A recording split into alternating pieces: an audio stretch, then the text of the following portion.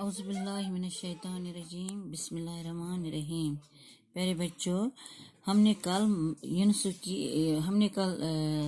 यूनुस की छतरी पढ़ा है। मैंने आपको इसका खुलासा लिखाया है। तो आज हम इसके क्वेश्चन है इसका कि मुसन्निफ बीवी के दरमियान हुई बातचीत को अपने लफ्जों में लिखिए। जब मुसन्निफ अपनी बीवी को लिखता खत में लिखता है, वो हमें आज मिली है, देखने में कुछ खास नहीं है मगर फिर भी अच्छी है। अब हमें इसी की रफाकत में टोक्यो के शब रोज गुजारने हैं और इसी के साये में रहना है। तो इसकी बीवी को बहुत गुस्सा आया। उसने बीवी को ये नहीं लिखा है कि मुझे छतरी मिली है, छतरी लफ्ज वो भूल गया है। बीवी को कुछ शक हो गया, शायद मेरा ये खामद किसी दूसरी खातून के साथ है। तो उसको इस शक पर उसको बहुत गुस्सा आया और उसने रात को इसको फोन किया, रात के 1:30 बजे इसको फोन किया। तो बीवी ने मुजतबा हुसैन को फोन करके गुस्से का इजहार करते हुए इनके खैरियत पूछने के जवाब में कहा कि खैरियत जाए बाढ़ में। उसने मुजतबा हुसैन को पूछा कि वो इस वक्त कमरे में किसके साथ बैठे हुए हैं। बेटा, मैंने यहाँ उस इस्तेमाल किया है, मुझे माफ करना, ये उस नहीं, ये इस है, क्योंकि ये इस वक्त प्रेजेंट में बात कर रही है कि वो इस वक्त कमरे में किसके साथ बैठे हुए हैं। मुजतबा हुसैन आंखें मलते हुए कहते हैं कि मैं कमरे में अकेला हूँ। वो मजीद कहते हैं कि आधी रात को ये पूछने के लिए 7 समंदर पार क्यों फोन किया जा रहा है कि मैं कमरे में क्या कर रहा हूँ। बीवी पूछती है कि इसकी आवाज में खुमार सा क्यों है। देखो बेटा, जब कोई नींद से बेदार होता है तो खुमार आ ही जाता है।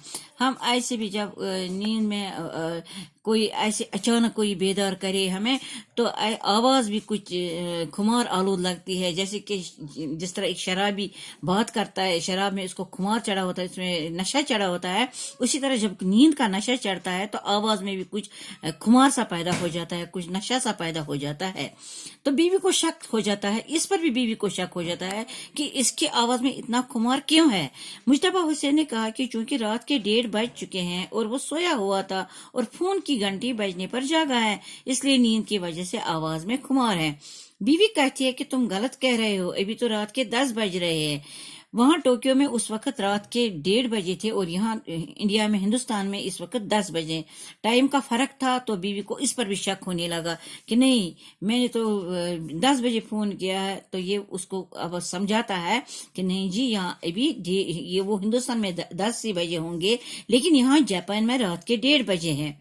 बीवी कहती है कि अब इसका और इसके खामद का वक्त कभी नहीं मिल सकता।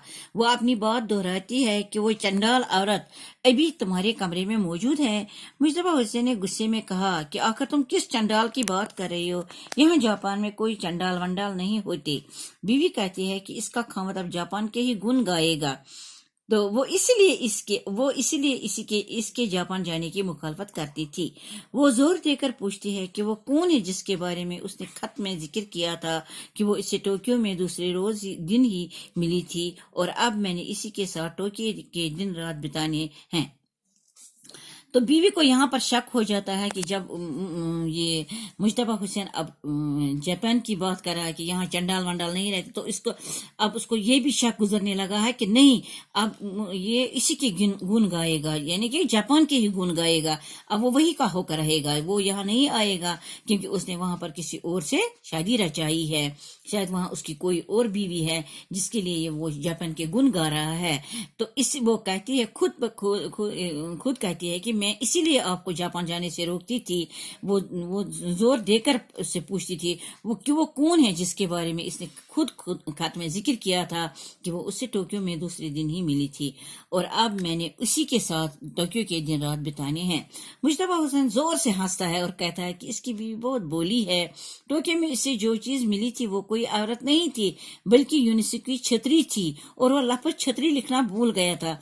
यहाँ पर बीवी को शक हुआ था क्योंकि जब उसे छतरी नहीं लिखा था, उसने यहाँ मोनस इस्तेमाल किया था। वो चीज मिली थी, वो कोई औरत नहीं थी। اگر وہ وہاں اس کے ساتھ چیز کے ساتھ لکھتا تھا وہ چھتری ملی تھی تو بیوی کو شک نہیں گزرتا، لیکن جب اس نے یہ لکھا اس کی بیوی اتنی بولی تھی اس کو شک گزرنا ہی تھا، اس کو شک ہونا ہی تھا۔ جب اس نے کہا مجھے اسی کے ساتھ آپ دن رات بتانے ہیں تو اس کو شک سا ہونے لگا ہے، تو وہ لفظ چھتری لکھنا بھول گیا تھا۔ بیوی نے طنزیہ لہجے میں پوچھا کہ اچھا یہ چھتری ہے؟ مجتبیٰ حسین کہتے کہ ہاں چھتری نہیں تو اور کیا ہے؟ بیوی پوچھتے ہیں کہ وہ یہ بات بتائے کہ چھتری شادی شدہ ہے یا غیر شادی شدہ؟ مجتبیٰ حسین نے کہا کہ چھتریاں شادی نہیں کرتی ہیں۔ دیکھو بیٹا، یہاں بیوی اب چھتری کے بارے میں اس کو پوچھتی ہے کہ اس کو پورا شک ہے نا کہ یہ چھتری وتری نہیں ہے، کوئی لڑکی ہے، کوئی عورت ہے جس کے ساتھ اس نے شادی کی ہے۔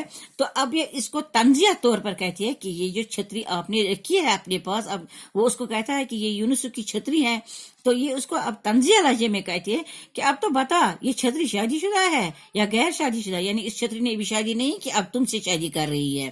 مجتبیٰ حسین نے کہا کہ چھتریاں شادی نہیں کرتی ہے۔ بیوی نے پوچھا کہ اس کی عمر کتنی ہے؟ مجتبیٰ حسین نے کہا کہ بہت پرانی چھتری ہیں اور لوگ اسے پہلے بھی استعمال کر چکے ہیں۔ بیوی کہتی ہے کہ مجتبیٰ حسین کو اپنی عمر کا خیال کرنا چاہیے، اب اس عمر میں اسے کوئی غیر استعمال شدہ چیز کہاں مل سکتی ہے۔ وہ غمگین لہجے میں کہتی ہے کہ مجتبیٰ حسین کو اب سیدھے راستے پر آنا چاہیے۔ مجتبیٰ حسین کہتے ہیں کہ وہ اس پر غلط الزام لگا رہی ہے، یہاں یہ ڈائریکٹ اس پر اٹیک کر رہی ہے کہ آپ کو اپنی عمر کا خیال رکھنا چاہیے کہ آپ بڑے ہو گئے، بوڑھے ہو گئے ہو، آپ کو ایسی چیزیں زیب نہیں دیتی ہے، آپ کی یہ شعبہ نہیں دیتے ہیں آپ کے کہ آپ کسی اور کی طرف متوجہ ہو جائے، کسی عورت کو کسی اور عورت سے شادی کرے، کیونکہ اب آپ کی عمر اتنی نہیں ہے کہ آپ دوسری عورت سے شادی کر سکے، آپ بوڑھے ہو چکے ہو۔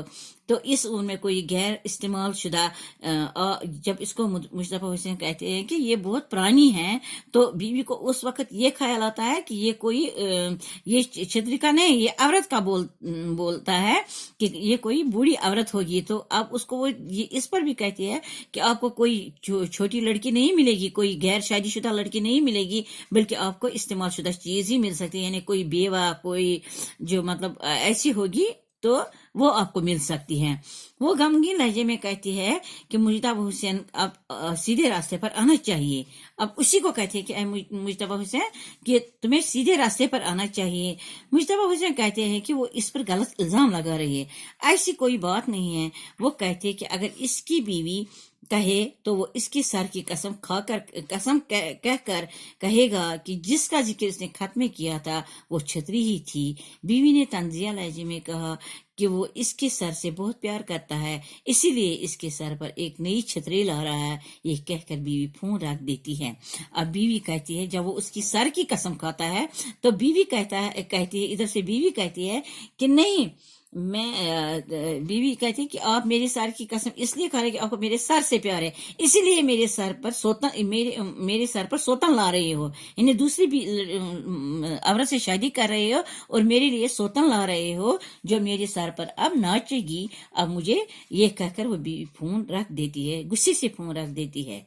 تو بیٹا یہ بات چیت ان کے درمیان ہو رہی ہے۔